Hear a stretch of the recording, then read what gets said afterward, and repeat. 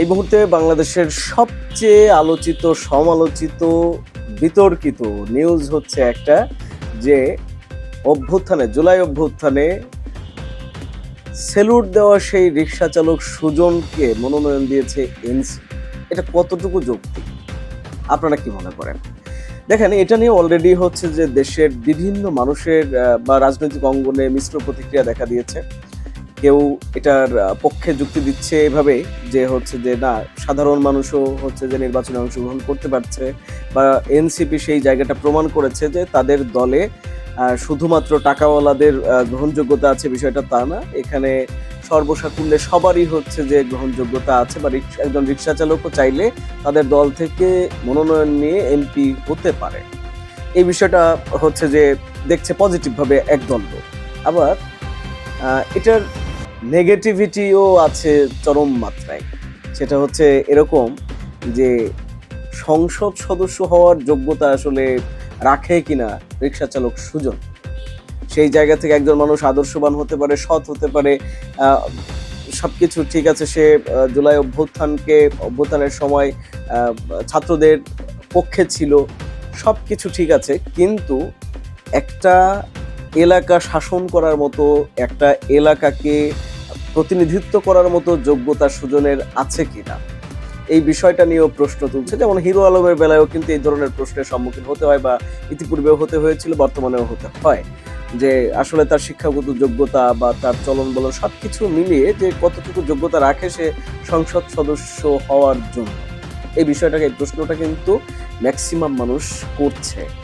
এবং রিক্সা চালক সুজন, তিনি একজন রিক্সা চালক ছিলেন, এখন তিনি এনসিপির থেকে মনোনয়ন নিয়ে সংসদ সদস্য হওয়ার আশা করছেন, যে তার জনপ্রিয়তা বা সে তাকে মানুষ ভালোবাসে, সেই জায়গা থেকে তিনি জিততে চাচ্ছেন ঢাকা ৮ আসন থেকে।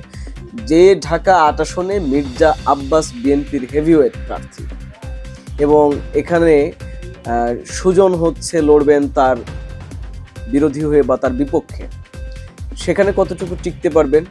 এবং সব থেকে বড় যে প্রশ্নটা, সুজন যে মানে বাংলাদেশি নাগরিক হিসেবে যে কেউ প্রার্থী হতেই পারে, কিন্তু সে সংসদ সদস্য হওয়ার মতো আসলে যোগ্যতা রাখে কিনা, এই বিষয়টা নিয়ে কিন্তু সমালোচনা হচ্ছে বেশি।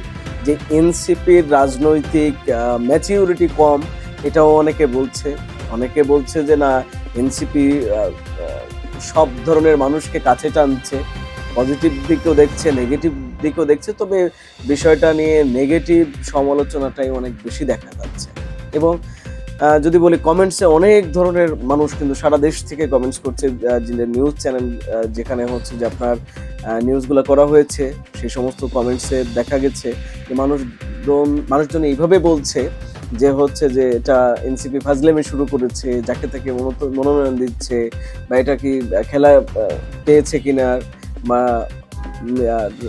রাজনৈতিক ম্যাচিউরিটিটা অনেক বেশি কমে গেছে, বা আগের থেকে পরিপক্কতাও কমে গেছে, বা পরিপক্কতা আসেই নাই এনসিপির, এমন ধরনের মন্তব্য করছে এই সুজন মিয়াকে ঘিরে।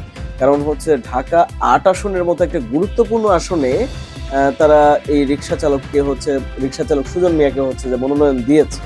এই বিষয়টা বিভিন্নভাবে মানুষ বিভিন্ন রকমের দেখছে, এবং হচ্ছে যে অলরেডি এটা টক অফ দ্য কান্ট্রিতে পরিণত হয়েছে এই বিষয়টা আপনারা কিভাবে দেখছেন?